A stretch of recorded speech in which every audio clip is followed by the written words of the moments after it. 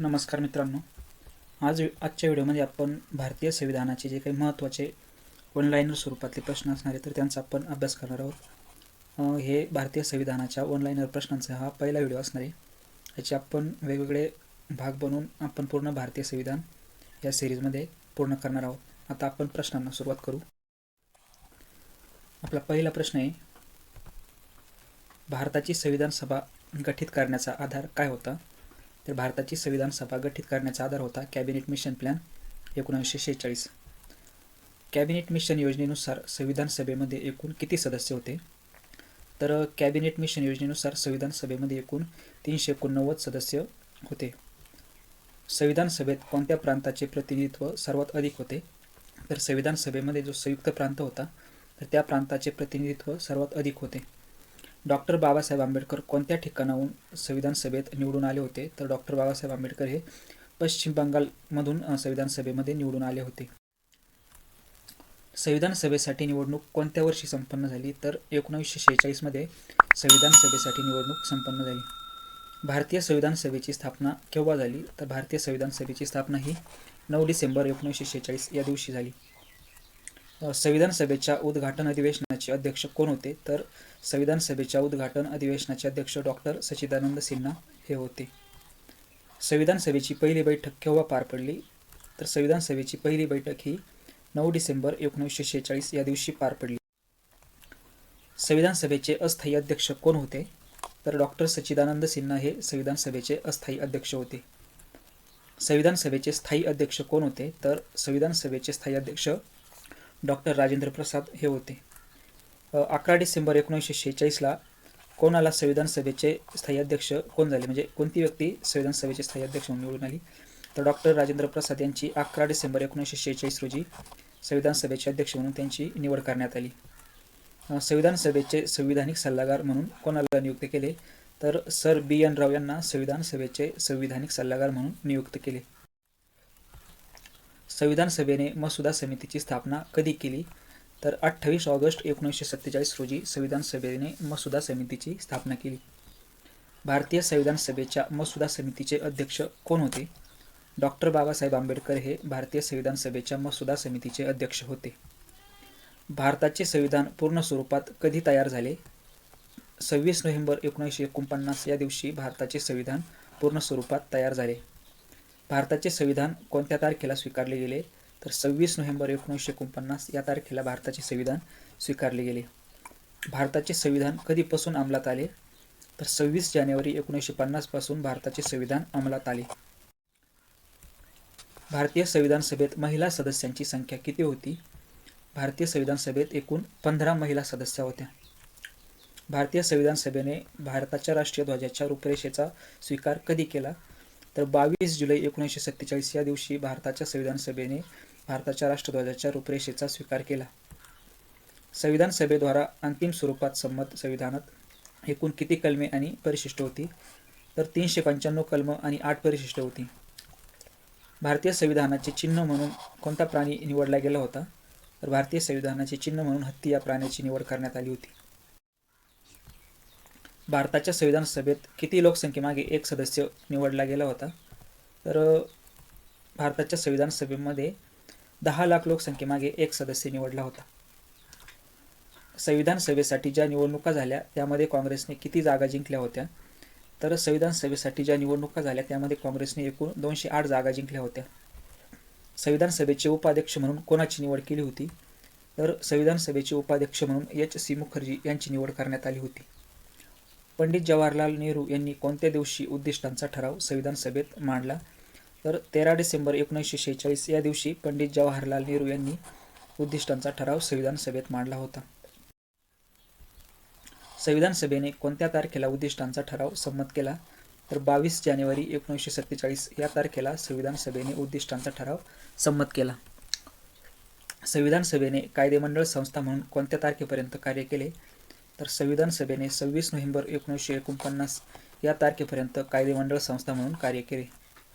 Doctor Rajendra Prasad यांची भारताचे पहिले राष्ट्रपती म्हणून कधी निवड झाली? तर 24 जानेवारी 1950 या दिवशी डॉक्टर राजेंद्र प्रसाद यांची भारताचे पहिले राष्ट्रपती म्हणून निवड झाली. भारताची घटना बनवण्यास किती कालावधी लागला? तर भारताची घटना बनवण्यास एकूण 2 वर्ष 11 महिने आणि 18 दिवस एवढा कालावधी लागला होता. घटना निर्मितीसाठी एकूण किती खर्च आला? तर घटना निर्मितीसाठी जवळपास 64 लाख रुपये खर्च आला होता. भारतीय संविधानाच्या प्रस्तावनेची सुरुवात कोणत्या शब्दांनी होते? तर आम्ही भारताचे लोक या शब्दांनी भारताच्या संविधानाच्या प्रस्तावनेची सुरुवात होते. भारतीय संविधानात समवर्ती सूची कोणत्या देशाच्या संविधानातून घेण्यात आली आहे? तर भारतीय संविधानात जी समवर्ती सूची आहे तर ती ऑस्ट्रेलिया या देशाच्या संविधानामधून घेण्यात आली आहे. भारतीय संविधानाच्या प्रस्तावनेत धर्मनिरपेक्ष हा शब्द कधी जोडला गेला? तर 1976 मध्ये जी 42वी घटनादुरुस्ती झाली तर या दुरुस्तीने भारताच्या संविधानाच्या प्रस्तावनेत धर्मनिरपेक्ष हा शब्द जोडला गेला. भारतीय संविधानाच्या पहिल्या कलमात भारताचा उल्लेख काय केला आहे?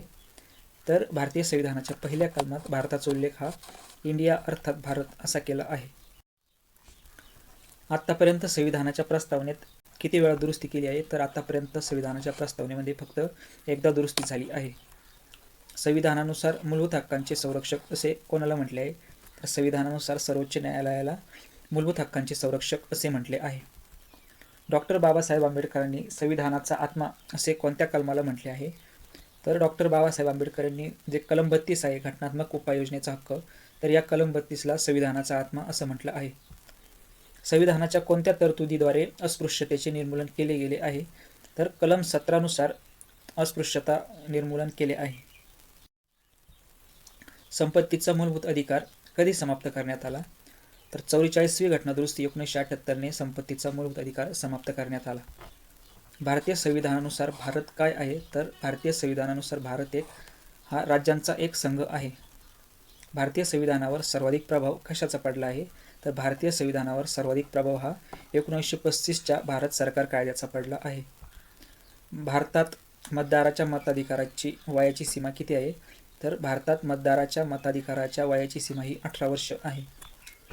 भारतीय संविधानात किती सूची आहेत? तर भारतीय संविधानात एकूण 3 सूची आहेत. भारतीय संविधानात मूलभूत कर्तव्ये कोणत्या देशाच्या संविधानातून घेण्यात आली आहे? तर भारतीय संविधानात जी मूलभूत कर्तव्ये आहे तर ती रशिया या देशाच्या संविधानामधून घेण्यात आली आहे.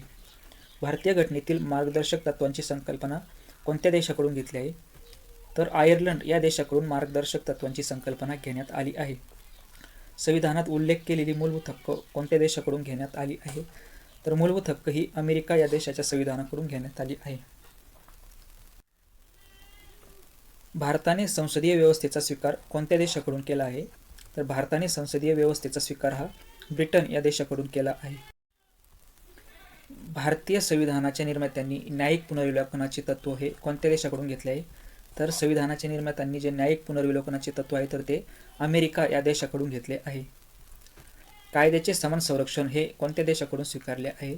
तर कायद्याचे समान संरक्षण हे तत्त्व अमेरिका या देशाकडून स्वीकारले आहे. कायद्यासमोर समानता हे तत्त्व कोणत्या देशाकडून स्वीकारले आहे? तर कायद्यासमोर समानता हे तत्त्व ब्रिटन या देशाकडून स्वीकारले आहे. भारतीय संविधानातील संघराज्य व्यवस्था कोणत्या देशाकडून घेण्यात आली आहे? तर भारतीय संविधानातील संघराज्य व्यवस्था ही कॅनडा या देशाकडून घेण्यात आली आहे.